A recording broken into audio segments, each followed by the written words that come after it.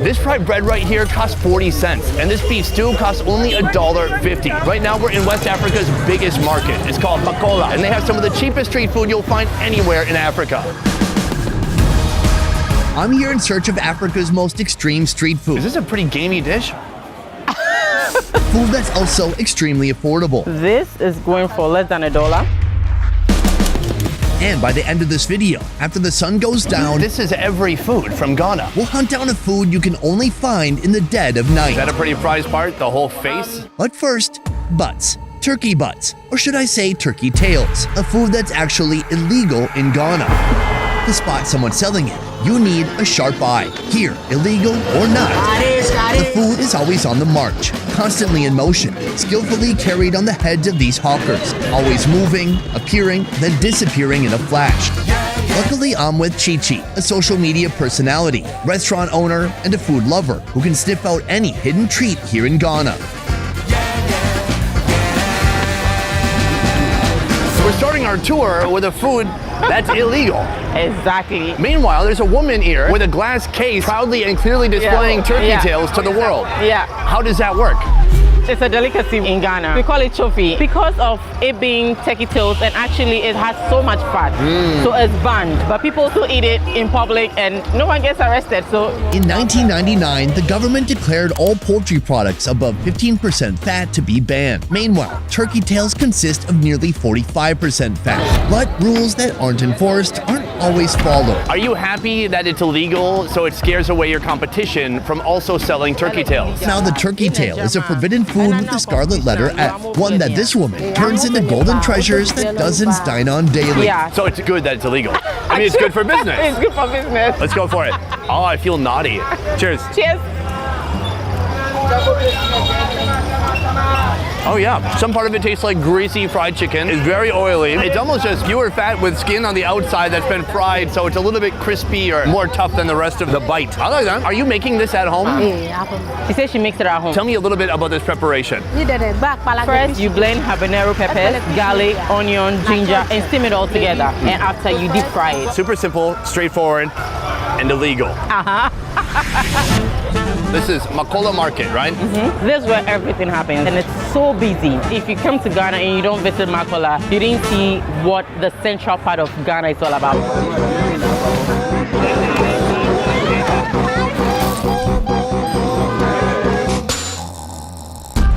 Located in the heart of Ghana's bustling capital of Accra, you'll find Makola, one of West Africa's biggest open-air markets.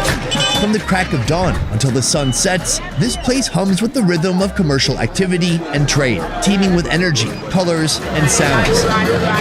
Generously offering an overwhelming sensory overload at every turn. It's the place you can get anything you can think of. When you look around, you can see clothes, you can see sports stuff, you can see saucepans, you can see food, and everything is on a wholesale price here. Today we're here for the food. What can we expect to find? You can find a wide variety of things. From kenke, which is made from kondo, to jollof rice, to TZ, to beans, we call it gobe. The street food scene here is where convenience meets complexity. You'll find everything from head-carried delights all the way to proper food stalls, serving up more intricate dishes that demand time, attention, and love. Like this, an iconic hand-eaten stew where every bit of the cow's remnants are brought to life. This part we call the towel. But then what's this? The bathroom rug? We'll be trying it soon. But first, Ghanaian gasoline, a calorie bomb that fuels locals for just pennies. And this time, it's actually legal. First of all, the name is unique. It's a combination of letters and a number. Yes. It combines gari, oil, beans, and egg. And yes, the name is an acronym derived from its key ingredients. Okay, we skipped over the gari part. Who's that guy? It's crispy cassava, like cassava flakes. It makes it much more heavier and condensed. So when you add the gari, trust me, you can go hours and you still feel full up. You ever eat this before clubbing? Here's how it's made. Soak beans overnight and boil until they soften up. Do you know what kind of beans these are? Black eye. Like eyed peas? Yeah. Like the band? Dish up the beans, then the gari. Then add palm oil and mix it all together. Now for the toppings. At least one hard-boiled egg is a must. But if you need more fuel, there's nothing wrong with adding some slices of fried plantain. Now that looks delicious, but before we try it, a quick word from the sponsor of this video, BetterHelp. All right, my creative people, let's talk about something that we all hate, that we also all experience. I'm talking about I'm experiencing it now. I'm talking about mental roadblocks. You know, those times when your brain just won't cooperate. And every idea that pops into your head feels like a dud. Your idea sucks. I get it. Constantly creating new meaningful art can feel impossible. This is so stressful. But here's the thing. That slump won't last forever. Though getting through it can take some serious mental muscle. That's where today's sponsor, BetterHelp, steps in, offering you guidance to get through those blocks and back to what you love. BetterHelp connects you with licensed therapists who totally understand the creative struggle. These pros have master's or doctorate degrees and years of experience helping people like us. They offer a safe, comfortable place to vent and strategize so you can get those creative juices flowing again. Getting started is a breeze. Just fill out a quick questionnaire to find a therapist that fits your style. Once connected, you can chat with them on the phone, video, or even messaging, whatever works best for you. And if you're not feeling the vibe with your therapist, it's not a problem. Switching is easy and at no additional cost. So, are you ready to kick that creative block to the curb? Well, visit betterhelp.com/besteverfood or choose Best Ever Food Review Show during sign up to get a special discount on your first month of therapy. So don't wait. Head on over to betterhelp.com/besteverfood to start your journey today. Now, back to the show. Let's start with just the beans. Beany, starchy, just like a thick bean gravy. And the flakes do make it feel more thick. Yeah. I think it's also just adding more nourishment. Yeah. You can have a bit of the plantain. Some sweet plantain to go with that more like savory, heavy bean. Yeah. Cheers. That's good. And we have some egg. We love eggs. All right, egg's good. But I think the sweet plantain mixed with some of that savory, super heavy bean with the oil in there too, it's a nice combination. So far we've just had barely a taste of Ghanaian food. But I guess my big question as we're getting into the day is, how is Ghanaian food different from other countries? Ghanaian food to me is so broad and so versatile that it's unending. Because of the number of regions we have 16 now, that is different cultural groups, and each ethnicity has a different kind of food that goes on. But one thing I can say is Ghanaian food is highly dominated of carbs. Let's say 60% of the food being carbs. If you feed a Ghanaian and the carbs are missing or there's not a lot on the plate, then something is missing. The varied staple carbohydrates of Ghana include beans, cassava, plantains, yams, corn flour, and rice. We like our food spicy. We want to taste the flavors of the spice. You wouldn't have a soup or a stew in Ghana where ginger, garlic, or onion is missing. No way. With a sprawling coastline, fish is a big deal in Accra, making a splash as the top protein, alongside chicken, beef, and sometimes snails. That is massive, especially for a land snail. But we'll get to that on a different episode. Next up, a meal that's oozing with flavor. It's sometimes slimy, and it's always a hands-on experience. I noticed immediately we don't have any cutlery. This is a cutlery. SPOON. Spoon. Nice. If you get lost in the right alley of Makola Market, you may stumble upon Haja Habiba's shop where they're serving this. This actually is one of my favorite food. This is Tizet, but the actual name is Tuozafi, mostly eaten at the northern parts of Ghana. It's an experience. I can't wait for you to try it. Don't try to resist. Tuzafi is made from three main components. First, the base. Mix corn flour with water until it becomes a new creature. Then add in boiling water and stir constantly until smooth and velvety. Gradually, add in a mixture of corn flour and cassava flour to the boiling pot. You know, around Africa, there's many different types of carbs made from maize. You go to Tanzania, they call it ugali, and there it's much more thick. Here, this is much more velvety, almost like silky. It's because of the way it's processed. Because what we don't want our Tuozafi to be is lumpy. Now for the green sauce. It's called ayoyo. That's actually the local name of the leaves the sauce is made from, more commonly known as jute leaves. Chop and boil them with onions, add salt, fish powder, and dawa dawa. Simmer and stir until soft and slimy. No. The third and final component is the protein stew, a bold blend of flavors including tomato paste, onions, peppers, garlic, ginger, salt, and your choice of protein. But if you're at this stall, it's gonna be beef organs. Assemble the dish and it's ready to eat. Is this a pretty gamey dish? Smells good. Should I take my watch off? No. I'm such a messy eater. No, you'll be fine. Okay. Take a little bit of it Oh, just a and little bit. mix it up Oh. with all the soup and stuff like that. Good. You're Oh, it's fast really learner. thick. Turn it around. You see, you lose the slime while you turn it Oh, around. yeah, that's a good idea. Good. Now let's go. All right, cheers. Oh, that's good. It's such a deep flavor. It's spicy. There's something in there that tastes charred or burned. It's habanero pepper. That's good. This is such a new food for me. I don't know what to compare this to except for maybe a finely mashed potato. There's something that tastes very savory. It tastes smoky. It could be dry fish. That's what it is. And they use fish powder for the stew base. Wow. You know, the Vietnamese have fish sauce. Here, the smoked fish, when it gets concentrated and then put into the stew, it adds so much flavor. All right, enough talk about that. Let's get into these organs. I got a lot of stomach. This part we call the towel. It feels like a towel. Oh, yeah, right. I have got liver. You want some towel? Cheers.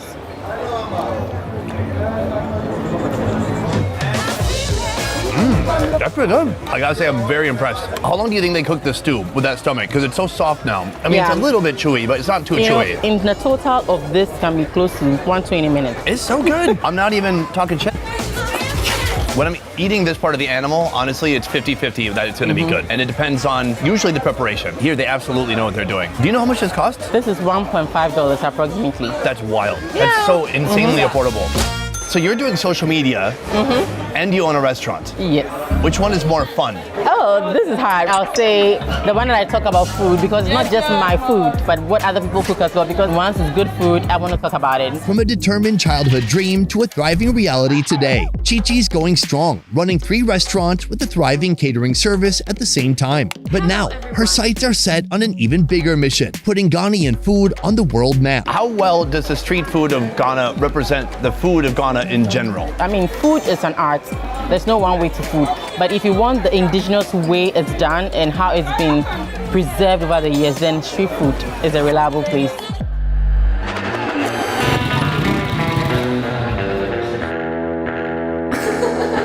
Hi. Hi. So we've left one market, we've come to another. Right here we have what looks like an egg sandwich. Yeah. But what is it really? We call it chibum. This is no ordinary sandwich. This is an egg sandwich done the Ghanaian way. It's well known and documented that a flat sandwich is much more delicious than a big, thick sandwich. Yep. Welcome to Emanuela's Spot, where the omelets are packed to the brim with a colorful medley of fresh vegetables and the spicy kick of chilies. Grab some bread and give it a good smack with whatever tool you have laying around. You know what she used? It's like a paper towel dispenser you put on your counter. Yeah. She used that to pound our Yeah. sandwiches. I like it. Cheers. Oh, that's nice. This might replace kebabs as the best junk food.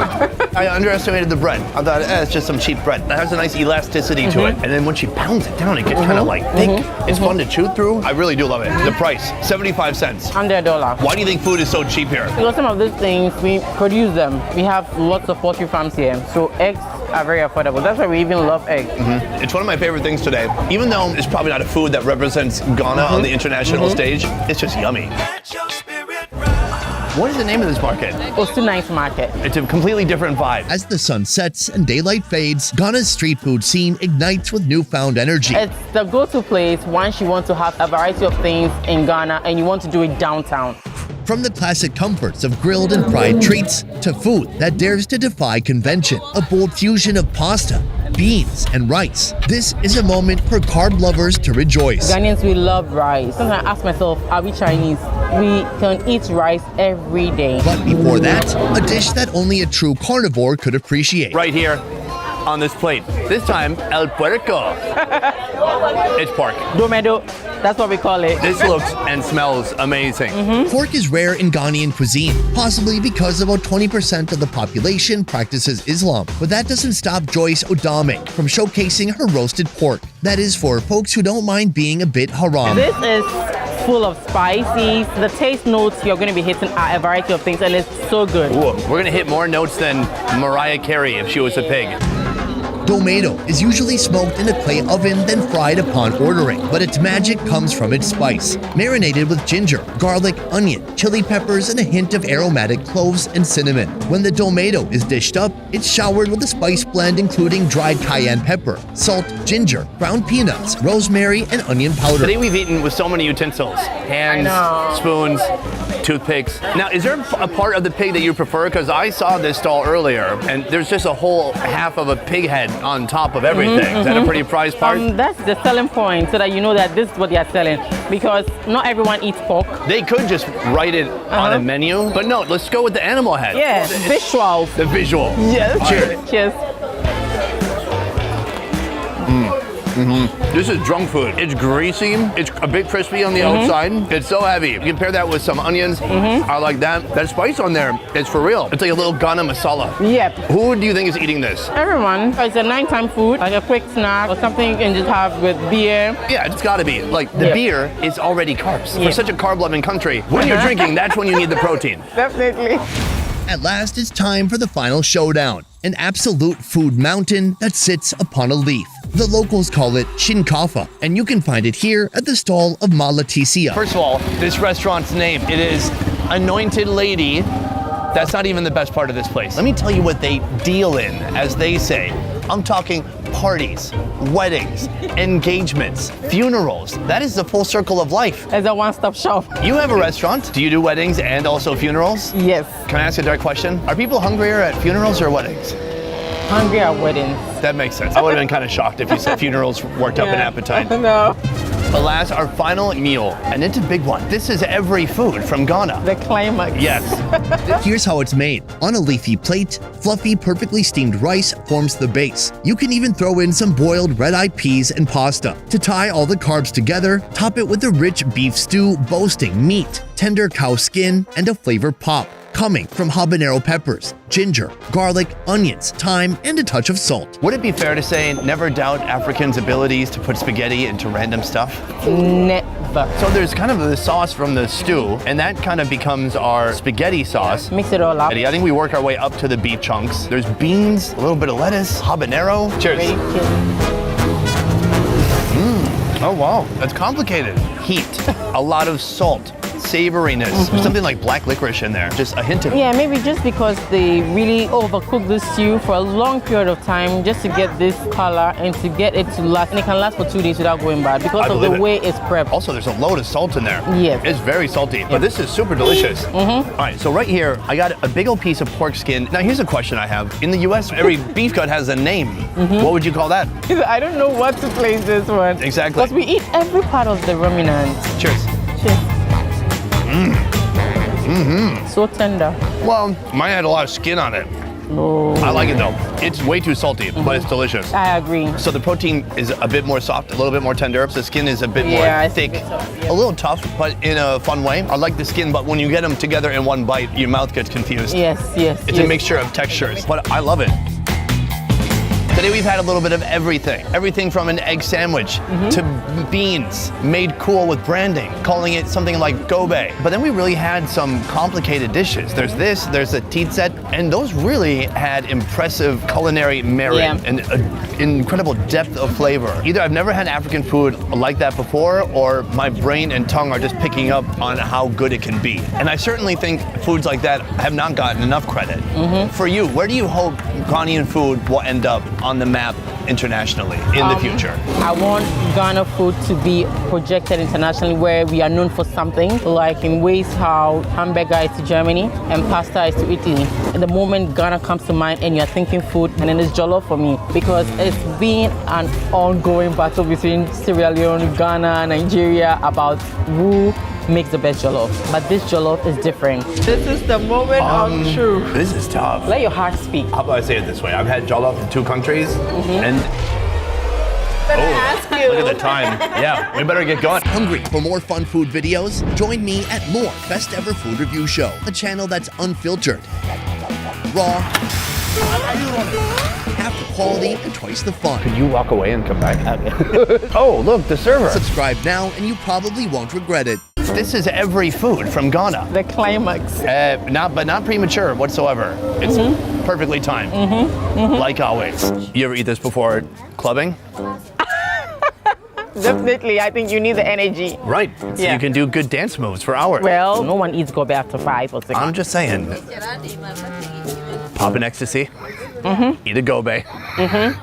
You're good And for you're the good. night. Yeah. Solid. But you will be thirsty. Definitely. It seems like running a restaurant would be a lot more stressful. You have to worry about inventory, ordering Yeah. stuff, hiring Overhead people, costs. firing people. Yes, on the spot. I hire and fire. On the spot. It's so refreshing. It's so refreshing. I don't think I've sweat more ever than today. This is the hottest country you've been to so One time far. I got locked in a sauna for 6 hours. I almost died. I sweat more today. To make it healthy, she put salad inside. Balanced diet. I have no idea what you said. Balanced diet. Oh, balanced diet. I thought you said Palestine. I'm like, gee, let's not talk about it. Boom, guys, that is the end of video number 1 here in Ghana. I want to say a huge thank you to Chi-Chi. Chi-Chi is a restaurateur. She's also a content creator. Instagram is her main platform, and you can find her here. Go follow her fun food adventures. She was an incredible host today, and I couldn't have done it without you. I feel like I learned so much about Ghana, the food, and my gosh, I gotta try your jollof rice. In I fact, cannot wait. let's do that in the next episode. Yes. Anyways, that is it for this video, guys. Thank you so much for watching. I will see you next time. Happy. I got it. But you didn't say peace. Why is she running away? I was so into it. I need that one. Should we do it again?